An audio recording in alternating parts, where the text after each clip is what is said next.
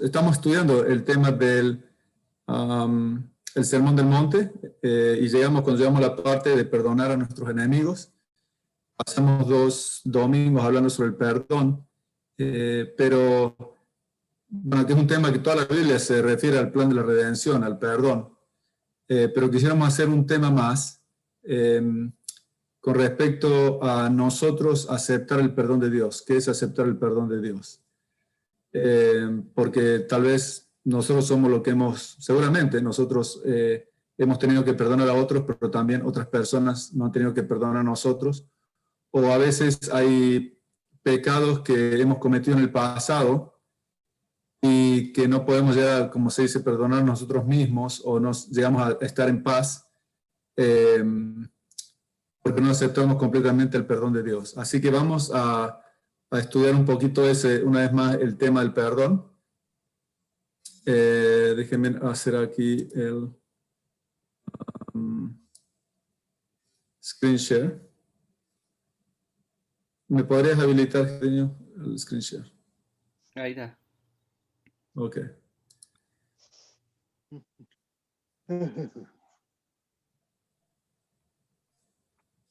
Okay. Ahí sí me ven. Entonces, vamos a ver aceptemos el perdón de Dios.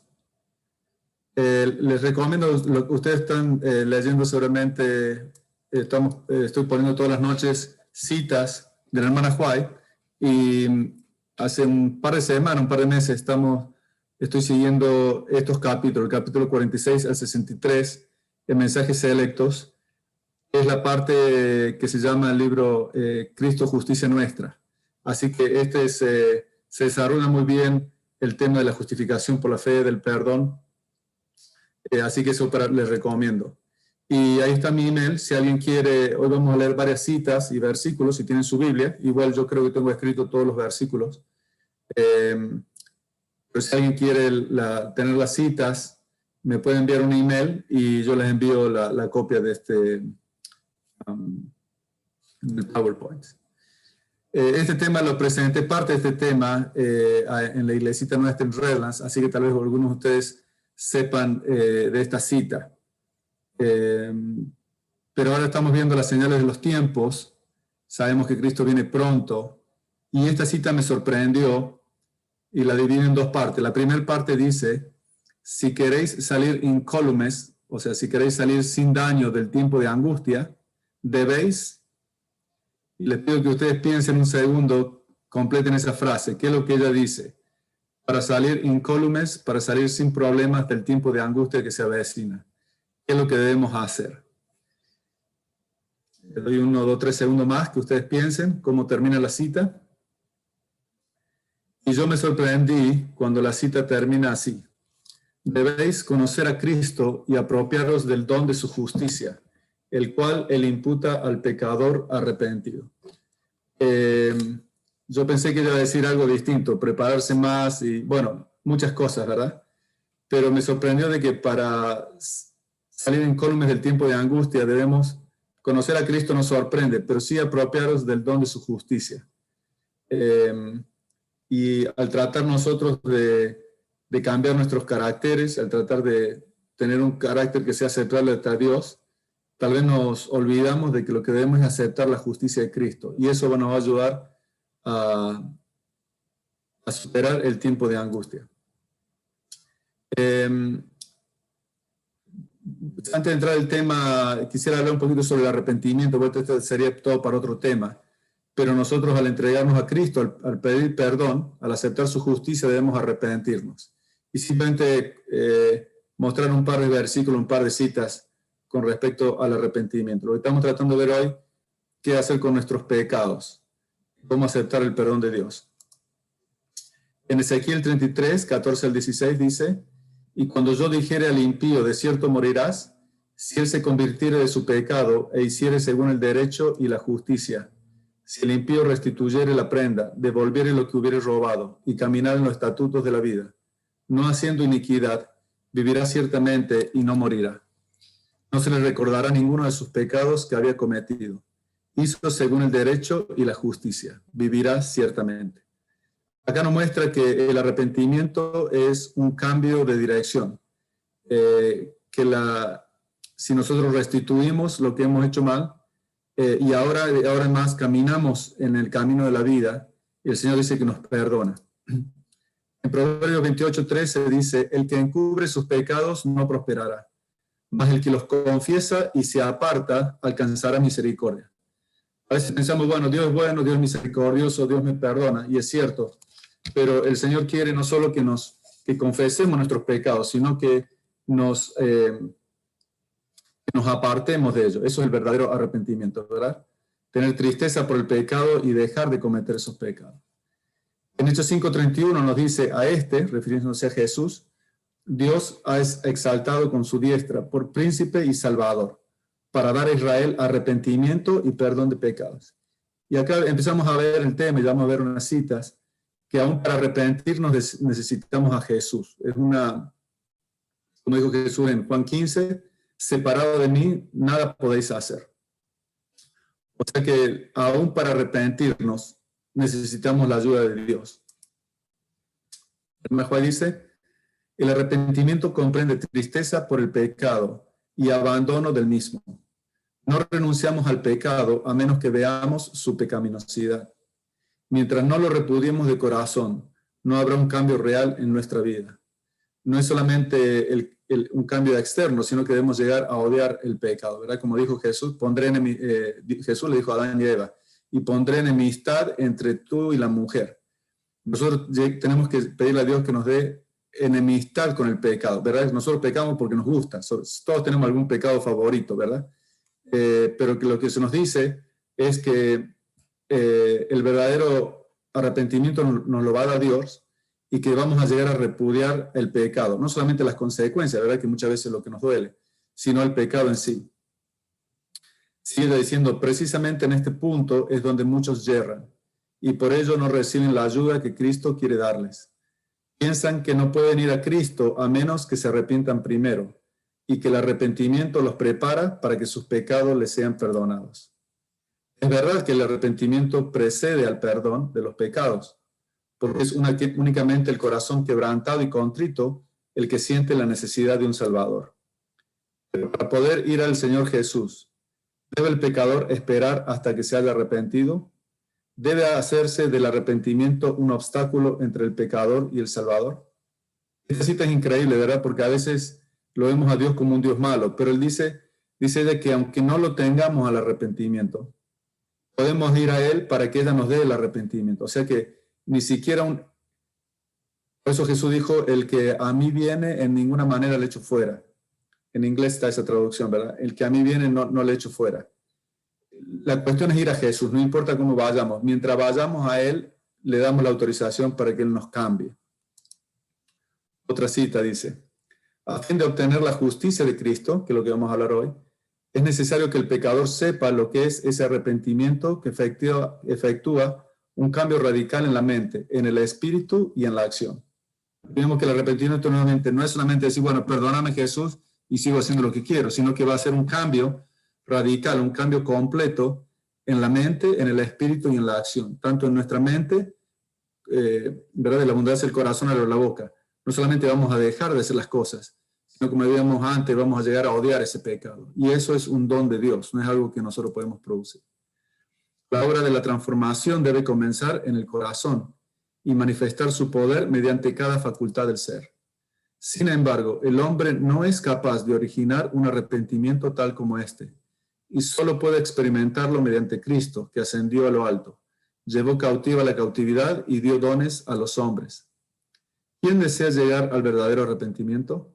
¿Qué debe hacer? Debe ir a Jesús tal como es, sin demora. Debe creer que la palabra de Cristo es verdadera y creyendo en la promesa, pedir para que reciba. Cuando un sincero deseo mueve a los hombres a orar, no orarán en vano. El Señor cumplirá su palabra y dará el Espíritu Santo para inducir al arrepentimiento con Dios y la fe en nuestro Señor Jesucristo. El pecador orará, velará y se apartará de sus pecados, haciendo manifiesta su sinceridad por el vigor de su esfuerzo para obedecer los mandamientos de Dios. Acá vemos que más allá de que Jesús, Él hace su parte en nuestro corazón, pero además nosotros debemos poner todo en nuestra parte. ¿Se acuerdan el ejemplo ese de que los discípulos tuvieron que mover la piedra antes de que Jesús resucite a Lázaro? Jesús podría haber movido la piedra y resucitar a Lázaro, pero Él no hizo por ellos lo que ellos podían hacer. Siempre ella habla en muchos libros, la hermana Juárez y la Biblia también, de que nosotros somos colaboradores con Dios, ¿verdad? No solo en predicar, sino también en el cambio de nuestra vida. Nosotros le pedimos al Señor la fuerza, que Él nos dé la gracia, que es su fuerza, pero a la vez nosotros ponemos todo de nuestra parte para que su gracia pueda ser efectiva en nuestras vidas. Mezclará fe con la oración, y no solo creerá en los preceptos de la ley, sino que los obedecerá. Se declarará del lado de Cristo en esta controversia. Renunciará a todos los hábitos y compañías que tiendan a desviar de Dios el corazón. De vuelta, como habíamos visto en la cita anterior, hay un cambio completo en nuestra mente. Y cualquier cosa que nos fuera a apartar de Dios, una vez que hemos aceptado su perdón, vamos a abandonar esas cosas que nos puedan separar de aquel que nos perdona, que nos ama. Ninguna ceremonia externa. Esta cita no es específicamente sobre el arrepentimiento, pero creo que el principio que muestra se aplica a cuánto necesitamos nosotros de Dios. Ninguna ceremonia exterior puede reemplazar a la fe sencilla y a la entera renuncia al yo. Pero ningún hombre puede despojarse del yo por sí mismo. Solo podemos consentir que Cristo haga esta obra. Entonces el lenguaje del alma será: Señor, toma mi corazón, porque yo no puedo dártelo. Increíble esto, que ni siquiera nosotros le podemos dar el corazón a Jesús, sino que le decimos: Señor, tómalo, porque yo no puedo dártelo. Es tuyo. Manténlo puro, porque yo no puedo mantenerlo por ti. Sálvame a pesar de mi yo débil y desemejante a Cristo. Modélame, fórmame, elévame a una atmósfera pura y santa, donde la rica corriente de tu amor pueda fluir por mi alma. Como vemos en todo el plan de la salvación, dependemos completamente de Dios, pero nosotros, como dice Pablo, si no me equivoco en Romanos, vosotros como sacrificio vivo, ¿verdad? El sacrificio se lo ponía a todo el cordero sobre el altar. No hay nada que nosotros nos podamos guardar para nosotros mismos. Pero si nosotros venimos hacia Cristo con todos nuestros pecados, si nos entregamos completamente, Él puede hacer ese cambio en nosotros. Muy bien, eso con respecto al arrepentimiento. Entonces vamos a hablar en cuanto a aceptar el perdón de Dios, ¿verdad? Vamos a hablar de malas y buenas noticias. Ese era el otro tema, el otro título para este tema. En Juan 4:19 nos dice: nosotros le amamos a Él porque Él nos amó primero. Nosotros, si amamos a Dios, es porque primero conocemos, de acuerdo a este versículo, que Él nos amó primero. Dios es el que ama primero, Dios es el que busca, Dios es el que busca la oveja perdida, ¿verdad? Dios es el que busca la moneda perdida, Dios es el que busca, como vamos a ver, a Adán y a Eva. El pecado nos separa de Dios y nosotros tratamos de separarnos de Él. Pero ¿cuándo es que Dios nos amó a nosotros? En Romanos nos dice que más Dios muestra su amor para con nosotros, en que siendo aún pecadores, Cristo murió por nosotros. Cristo nos amó cuando nosotros no éramos deseables. Ya vamos a ver esto. Cuando nosotros estábamos sucios, Él nos amó. Si nosotros vamos a comprar un auto y vemos un auto sucio, roto, hecho pedazos, y un auto nuevo, nosotros vamos a querer comprar el auto nuevo, el que está limpio. Pero Jesús vino y compró el auto roto, el sucio, el que estaba hecho pedazos. A ese auto es el que Jesús compró, ese es el que Él amó. Y ese auto nos representa a nosotros. Vamos a leer aquí de Génesis para sacar algunas lecciones sobre esto, cuando entró el pecado y el perdón. Y vio la mujer que el árbol era bueno para comer y que era agradable a los ojos, y algo codiciable para alcanzar la sabiduría, y tomó de su fruto y comió. Y dio también a su marido, el cual comió así como ella. Entonces fueron abiertos los ojos de ambos y conocieron que estaban desnudos. Entonces cosieron hojas de higuera y se hicieron delantales. Y oyeron la voz de Jehová Dios que se paseaba en el huerto al aire del día. Y el hombre y su mujer se escondieron de la presencia de Jehová Dios entre los árboles del huerto. Mas Jehová Dios llamó al hombre y le dijo: ¿dónde estás tú? Y él respondió: oí tu voz en el huerto y tuve miedo, porque estaba desnudo y me escondí. Versículo 21. Y Jehová Dios hizo al hombre y a su mujer túnicas de pieles y los vistió. Muchas cosas para decir aquí, pero estamos viendo cómo aceptar el perdón de Dios, ¿verdad? Acá vemos, como dice en Isaías, estuvimos en la escuela sabática la semana pasada, Isaías 59:2, que vuestros pecados han hecho separación entre mí y vosotros, ¿verdad? Lo que nos separa de Dios no es que Dios se va, sino que nosotros pecamos, y ese pecado nos separa. Y cuando aconteció el primer pecado de Adán y Eva, eso dice el versículo 7, de que ellos cosieron hojas de higuera. Ellos trataron de solucionar ellos mismos el problema del pecado. Y el versículo 21 nos dice de que Dios le hizo túnicas de pieles, ¿verdad? Esa es la justificación por la fe. Son las túnicas de pieles con las que Dios los cubrió. El hombre trata de cubrir su desnudez con hojas de higueras, ¿verdad? Eso hizo Adán y Eva. Y nosotros hoy en día también podemos tratar de cubrir nuestros pecados con hojas de higueras. ¿Cuáles son esas hojas de higueras? Tal vez el legalismo. Tratar de salvarnos mediante la obediencia a los 10 mandamientos. No usar los 10 mandamientos para ver dónde fallé y así ir a Cristo, sino decir, bueno, ya que pequé, ahora guardo los mandamientos para que el Señor me perdone. O el racionalismo. Ponemos excusas por nuestros pecados. Bueno, yo le pegué a ella porque ella me gritó primero. Yo no pagué el diezmo porque mis hijos necesitaban algo para la escuela. Entonces, cuando nosotros ponemos una excusa para el pecado, estamos racionalizando en vez de aceptar que lo que hicimos estuvo mal sin que haya ninguna excusa. Esta palabra la traduje del inglés, el logarismo. Proponerse y alcanzar metas para sentir entonces, está mal escrito aquí, que tenemos valor. ¿Verdad? Hemos cometido tantos pecados en nuestra vida que entonces, bueno, yo ahora tengo que lograr algo, tengo que hacer cosas, tengo que predicar, dar estudios bíblicos para yo darme el valor a mí mismo de acuerdo a lo que logré. Discúlpenme que no está bien expresado. Hedonismo, vivir solo para tener placer, para evitar el dolor y adormecer la conciencia. Eso pasa mucho cuando pecamos. Bueno, si el Señor ya no me acepta, sigo pecando, sigo disfrutando, por así decir, de la vida, y esa es una forma de ocultar el dolor que nos causa el Espíritu Santo cuando nos llama, ¿verdad? Perfeccionismo, hacer todo preciso y perfectamente para sentirnos bien. Somos bien meticulosos para mostrarle a Dios y a otros que ahora sí hemos cambiado. Ahora, vamos a ver cómo estamos viendo ahora las malas noticias, ¿verdad? Porque leímos en Romanos 5:8 de que cuando siendo aún pecadores, Cristo murió por nosotros. Y esas son las malas noticias, que nosotros somos pecadores. Y después vamos a llegar a las buenas noticias. Dice, engañoso es el corazón más que todas las cosas, y perverso, ¿quién lo conocerá? Acá se nos describe, ¿verdad? Nosotros en la iglesia, con los amigos, uno trata siempre de presentar la mejor cara, pero la verdad dice, la Biblia dice que mi corazón y el corazón de ustedes es engañoso y perverso. Romanos 3:10-18, citando Isaías, si no me equivoco, dice, como está escrito, no hay justo, ni aun uno. No hay quien entienda, no hay quien busque a Dios. Todos se desviaron, a unas se hicieron inútiles. No hay quien haga lo bueno, no hay ni siquiera uno. Sepulcro abierto es su garganta, con su lengua engañan. Veneno de áspides hay debajo de sus labios. Su boca está llena de maldición y de amargura. Sus pies se apresuran para derramar sangre. Quebranto y desventura hay en sus caminos, y no conocieron camino de paz. No hay temor de Dios delante de sus ojos.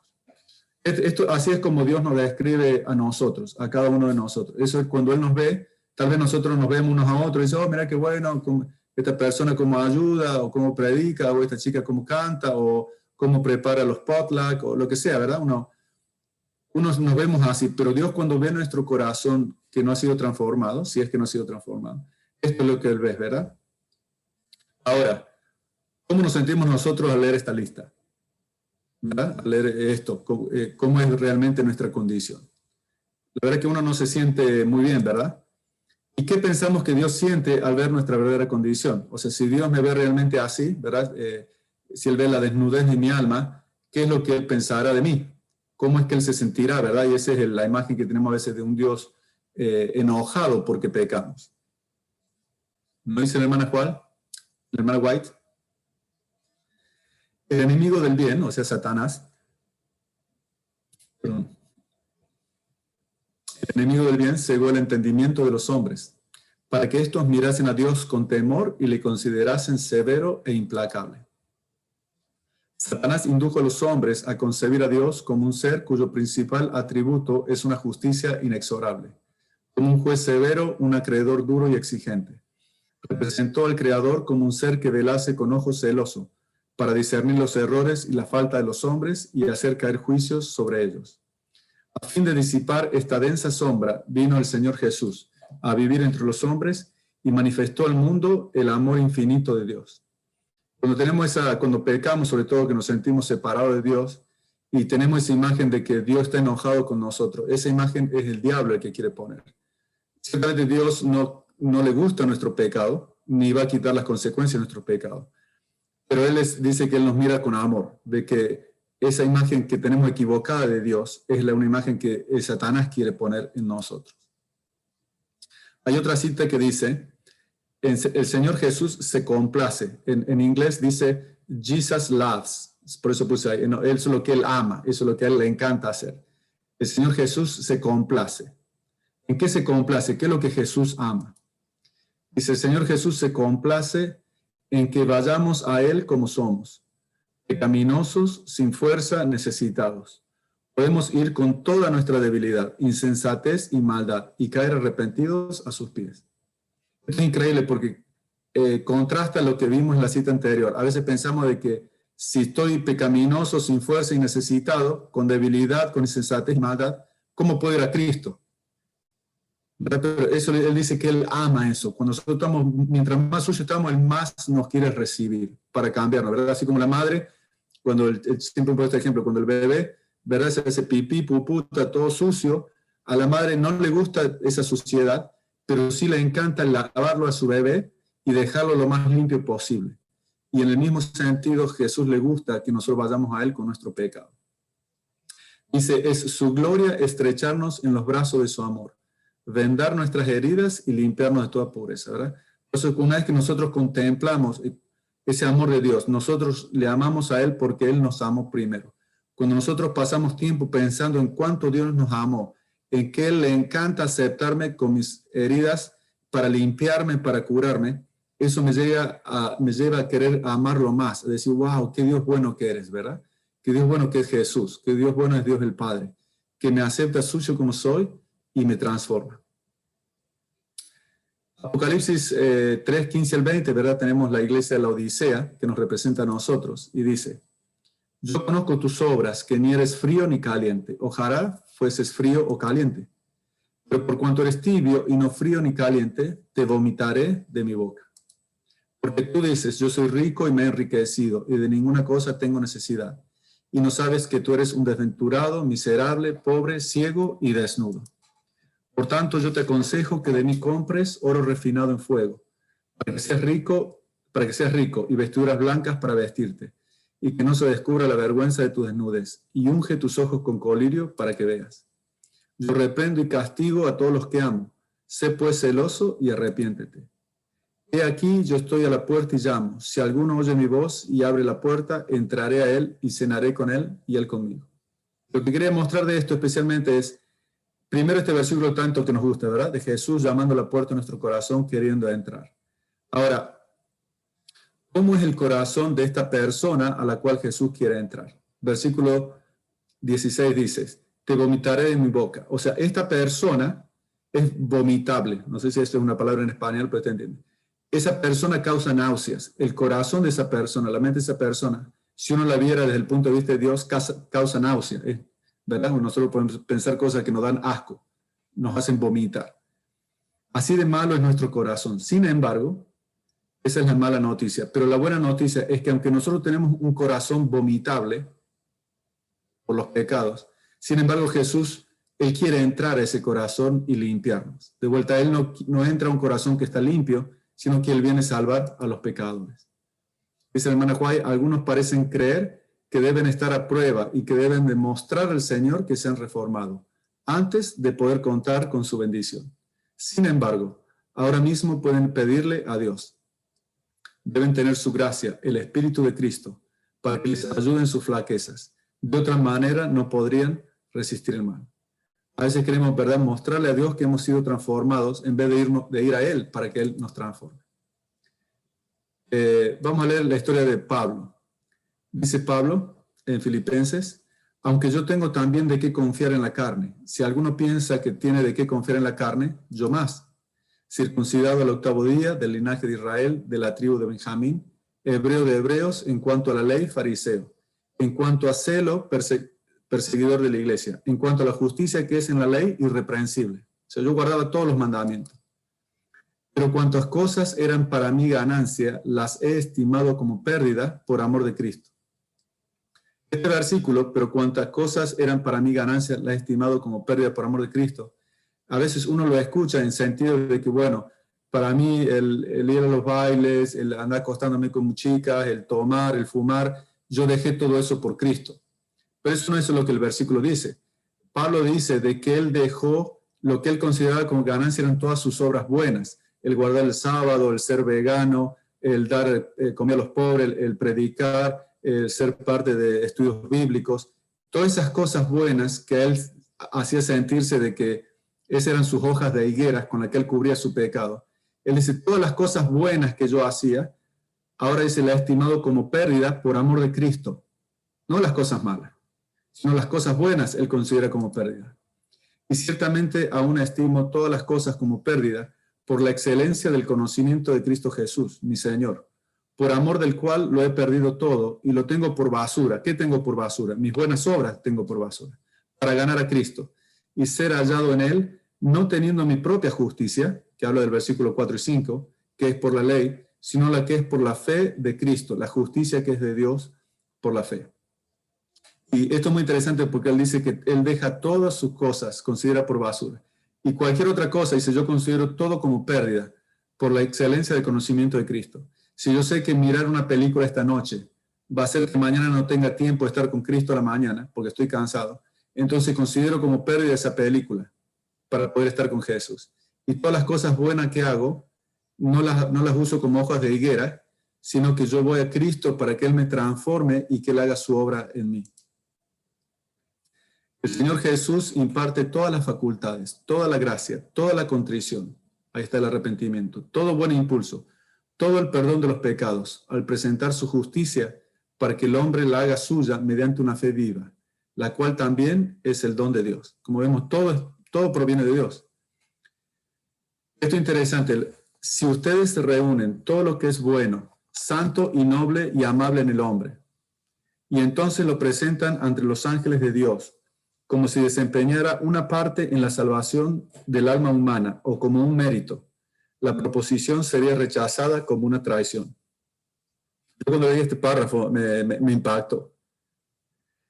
Dice, si reunimos todo lo bueno, santo, noble y amable en el hombre, en usted y yo, y lo presentamos ante los ángeles, decimos, mire, ángeles, acá vengo yo, mire, yo los sábados predico, los domingos a veces también hablo en el culto, ayudo en Bangladesh, ayudo esto, hago esto, todo esto.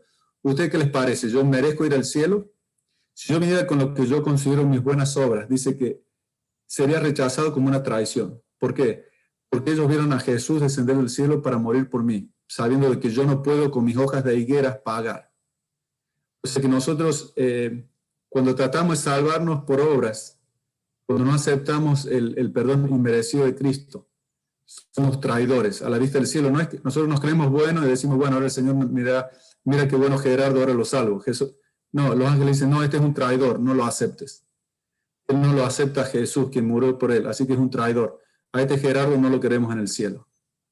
Por eso dice que las prostitutas y los publicanos iban delante de los fariseos al cielo, porque ellos no traían nada, traían sus pecados nomás. Entonces, bueno, esto si tú traes tus pecados, a vos sí te aceptamos, te limpiamos, te lavamos por medio del Espíritu Santo y así a ti sí te aceptamos en el cielo.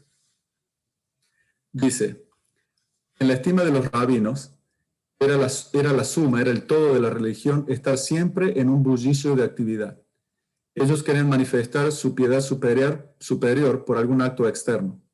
Así separaban sus almas de Dios y se encerraban en la suficiencia propia. Existen todavía los mismos peligros. Al aumentar la actividad, si los hombres tienen éxito en ejecutar algún trabajo para Dios, hay peligro de que confíen en los planes y métodos humanos. Propenden a orar menos y a tener menos fe. Como los discípulos, corremos el riesgo de perder de vista cuánto dependemos de Dios y tratar de hacer de nuestra actividad un salvador. Necesitamos mirar constantemente a Jesús, comprendiendo que es su poder lo que realiza la obra. Hemos de trabajar fervorosamente para la salvación de los perdidos. También debemos tomar tiempo para la meditación, la oración y el estudio de la palabra de Dios. Es únicamente la obra realizada con mucha oración y santificada por el mérito de Cristo, la que al fin habrá resultado eficaz para el bien. Dice la hermana White, ¿qué es la justificación por la fe de la cual hablamos? Es la obra de Dios que abate en el polvo la gloria del hombre y hace por el hombre lo que éste no puede hacer por sí mismo. Toda nuestra gloria de todos nuestros buenos actos se abate en el polvo y hace por nosotros lo que no podemos hacer por nosotros mismos. Otra cita dice, creyó Abraham a Dios y le fue contado por justicia. Pero al que obra no se le cuenta el salario como gracia, sino como deuda. Mas al que no obra, sino que cree en aquel que justifica al impío, su fe le es contada por justicia. La justicia es obediencia a la ley. La ley demanda justicia y ante la ley el pecador debe ser justo, pero es incapaz de serlo. La única forma en que puede obtener la justicia es mediante la fe. Por fe puede presentar a Dios los méritos de Cristo y el Señor coloca la obediencia de su Hijo en la cuenta del pecador. La justicia de Cristo es aceptada en lugar del fracaso del hombre. Y Dios recibe, perdona y justifica al alma creyente y arrepentida. La trata como si fuera justa y la ama como ama a su Hijo. De esta manera, la fe es imputada a justicia y el alma perdonada avanza de gracia en gracia, de la luz a una luz mayor. Puede decir con regocijo, no por obras de justicia que nosotros hubiéramos hecho, sino por su misericordia, por el lavamiento de la regeneración y por la renovación en el Espíritu Santo, el cual derramó en nosotros abundantemente por Jesucristo, nuestro Salvador, para que justificados por su gracia, viniésemos a ser herederos conforme a la esperanza de la vida eterna. ¿Verdad? Esta es una cita larga para leer y leer, pero acá vemos que, nuevamente, Dios nos acepta cuando vamos como pecadores y Él nos da la obediencia de Cristo a nuestro favor. Leí una vez un ejemplo de que si nosotros vamos al mercado, vamos y compramos algo, mientras más caro es eso que compramos, digamos una cartera, un par de zapatos, cuando terminamos de pagar por eso, nosotros no vamos a salir y empezar a romperlo, a patear la cartera o los zapatos, ¿verdad? Mientras más caro lo paguemos, más lo vamos a querer.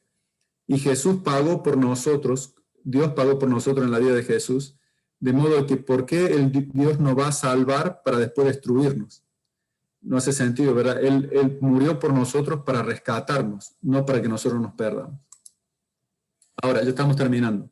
Una de las personas con las que hablé la semana pasada me contaba cierta situación me preguntaba acerca de qué de perdonarse a uno mismo, ¿verdad? ¿Qué quiere decir eso de hemos cometido errores y cómo yo me perdono a mí mismo? Yo pensaba de que, bueno, en la Biblia no hay ningún ejemplo de perdonarse a sí mismo. Sin embargo, la hermana White tiene una cita y dice lo siguiente. A Pedro, por ser judío y extranjero, lo condenaron a recibir azotes y a ser crucificado después. Esto es cuando ya lo condenaron para morir, ¿verdad? El apóstol Pedro. En la perspectiva de esta espantosa muerte, el apóstol recordó su gravísimo pecado de negar a Jesús en la hora de su prueba.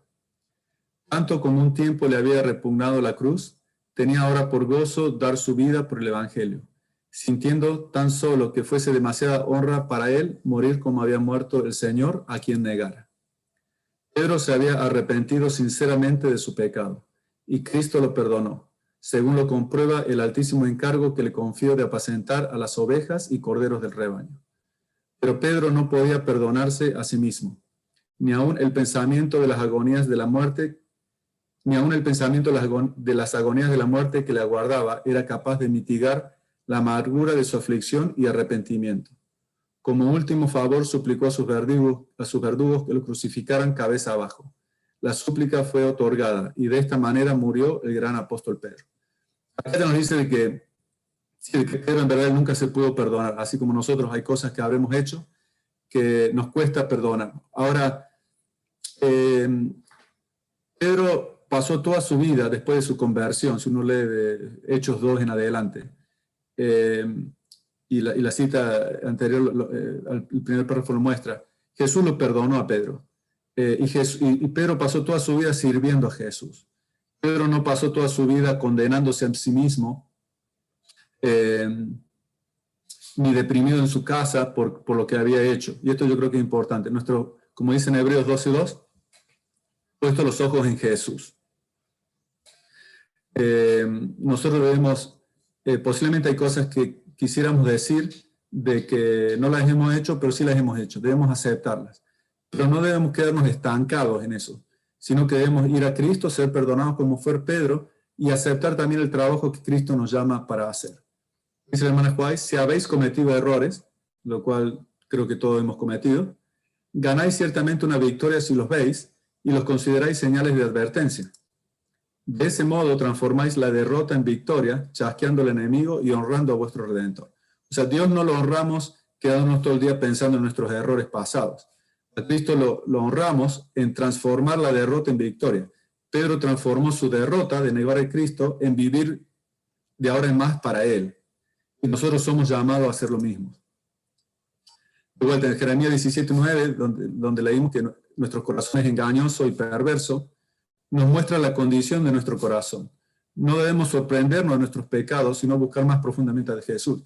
Uno dice, bueno, yo hice eso, pero ese no era yo. El Gerardo era... No, ese sí era yo. Ese era yo. Yo cometí ese pecado porque mi corazón es perverso y lleno de podredumbre. O sea, nosotros al ver nuestros pecados pasados, más que excusarlo y decir, no, ese era yo antes, ahora soy distinto, no. Ese es mi verdadero Gerardo sin Cristo.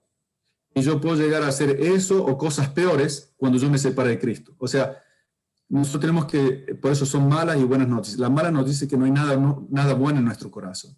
Y si hay algo bueno es porque Cristo lo cambió. Y si nosotros nos alejamos de Cristo, vamos a volver a hacer las cosas malas y cosas peores. ¿Se acuerdan ustedes como Jesús dice, cuando hay un espíritu sale de una casa y se va, y cuando vuelve lo encuentra todo limpio y trae otros demonios peores que él, y el estado de esta persona es peor? O sea que nosotros sí podemos llegar a hacer cosas aún peores de las que hemos hecho si nos separamos de Cristo. Al ver nuestros errores pasados, nos debe llevar a aferrarnos cada vez más a Cristo.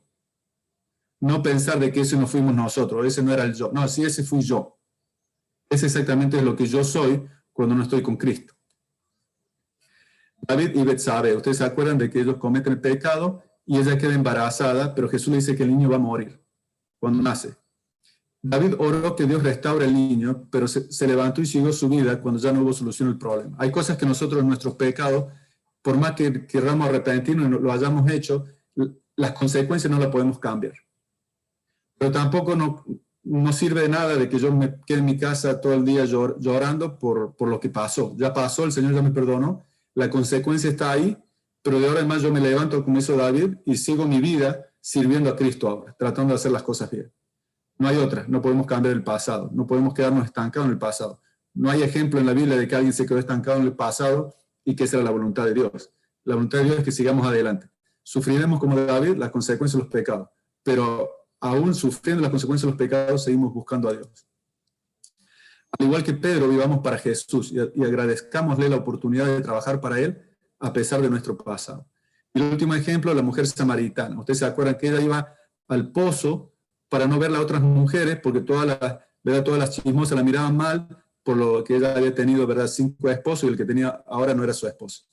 Entonces era una mujer de mala reputación. Entonces, sin embargo, cuando ella encuentra a Cristo y Él se revela a ella como el Mesías, ella va al pueblo, ella va y le dice que la Biblia que ella va a los hombres y les dice, mire, he encontrado a alguien que me ha dicho todo lo que he hecho. Ella ya no tiene problema de hablar de sus pecados. Nosotros a veces no nos gusta que sepan, y bueno, la hermana Juárez dice que no debemos hablar de nuestros pecados pasados porque trae gloria a Dios. Pero tampoco nos hace falta que nosotros estemos haciéndonos los buenos. Tal vez sin entrar en detalle en nuestra vida pasada, podemos dar a entender de que sí hemos pecado. Aparte sabemos que todos hemos pecado, aunque hay algunos pecados más grandes que otros, algunos que causan más vergüenza que otros. Pero el punto es que una vez que nosotros conocemos a Cristo, no estamos tratando de defender cuán buenos somos, sino que queremos mostrarle a otros cuán bueno es Él. No sé si se entiende el punto. Cuando nosotros tratamos de mostrarnos buenos es porque todavía no hemos aceptado a Cristo, ni hemos aceptado que nuestro corazón está podrido. Una vez que nosotros aceptamos que nuestro corazón está podrido y que somos capaces de hacer cosas malas, pero conocemos a alguien que nos ama y que compró ese corazón podrido y lo lava y lo limpia, entonces nosotros podemos hablar a otros acerca de esa persona tan buena. Y ya no necesitamos defendernos, sino que nosotros queremos mostrar a otros a Cristo. Cuando aceptamos el perdón de Dios, no tratamos de excusar nuestros pecados, ni nos molesta hablar de ellos, porque lo único que nos interesa es que otros conozcan al Dios que nos perdonó y nos ama a pesar de nuestros pecados. Pero para terminar, poniendo nuestros ojos en Cristo, una de las citas que leímos que me parece que es impresionante, esta cita, que dice: la justicia de Cristo es aceptada en lugar del fracaso del hombre, cuando pedimos perdón. Y Dios recibe. Imagínense que esto está hablando de usted, Ariel, de Ana, de Fidelina, de Gerardino. Dios está hablando de esto de cada uno de ustedes y de mí, ¿verdad? Y Dios recibe a Gerardo. Yo pongo mi nombre, usted ponga el suyo. Dios recibe a Gerardo, perdona a Gerardo y justifica a Gerardo, que ha creído y está arrepentido. Lo trata como si fuera justo a Gerardo y lo ama como ama a su hijo. Esto es increíble, que Dios nos ama como Él ama a Jesús. O sea, yo amo a Mateo y a Emily, mis dos hijos, y hay muchos chicos que yo quiero, pero yo no hay nadie que yo he llegado a amar como ellos, ¿verdad? Que yo he aceptado como mis hijos, ¿verdad? Y eso es lo que Dios hace. Dios nos ama a nosotros con corazón podrido, nos ama como ama a su hijo. Por eso nosotros debemos aceptar el perdón de Dios, quitarnos nuestras hojas de higueras e ir a Él para que Él nos cubra con su justicia. Bueno, este es el tema que queremos presentar para cerrar un poquito el tema del perdón, ¿verdad? No solo perdonar a otros, sino también aceptar el perdón de nuestros pecados y aceptar la justicia de Cristo en lugar de la nuestra. Así vamos a orar para terminar y después vamos a hacer las otras oraciones. Dios Jesús, te agradecemos, Señor, por el mensaje de la Biblia, por los escritos de la hermana White. Te agradecemos, Señor, que ellos nos muestran cuánto tú nos amas. Te agradecemos, Señor, que Jesús vino a este mundo para que podamos ver el amor del Padre. Tú sabes, Señor, que muchos de nosotros tratamos de cubrirnos con nuestras hojas de higueras. Cuando pecamos, Señor, te vemos a ti como un Dios malo que está dispuesto a vengarse.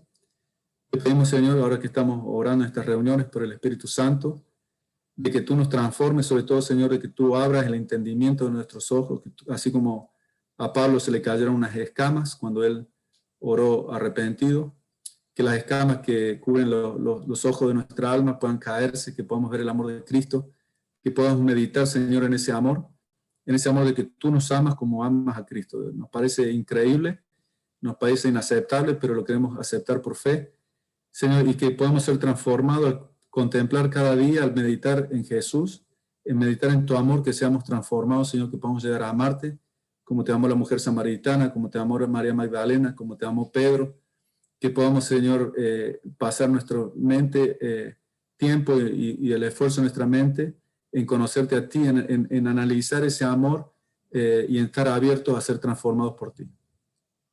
Danos el verdadero arrepentimiento, Señor. Tú conoces nuestros pecados mejor que nosotros. Muestra nuestros pecados, danos el verdadero arrepentimiento. Ayúdanos a no preocuparnos por las consecuencias de ellos, sí a poder restaurar en lo que se puede, pero que podamos, Señor, llegar a odiar el pecado, que podamos llegar a amarte a ti. Y esa es una obra que es imposible para nosotros. Te pedimos que tú la hagas, que bendigas de acuerdo como oraba Gerardinho hoy, así como los discípulos oraban por el Espíritu Santo y tú se los diste. Nosotros, Señor, hace 6 meses estamos buscando, te pedimos que tú sigas obrando, no por nuestras obras, sino porque sabemos que lo necesitamos. Tú dices que no haces acepción de personas, Señor, te pedimos que así como tú obraste en ellos, que eran pecadores, tú obres en nosotros, que somos pecadores, que tú nos limpies y que tú también, Señor, nos des tu Espíritu Santo para ser transformados, para poder buscar a otros, para poder amarte, Señor, y para poder comprender cada día más el amor que tú nos tienes y ver la necesidad que hay de compartir eso con otros. Lo pedimos sin merecerlo en el nombre de Jesús. Amén.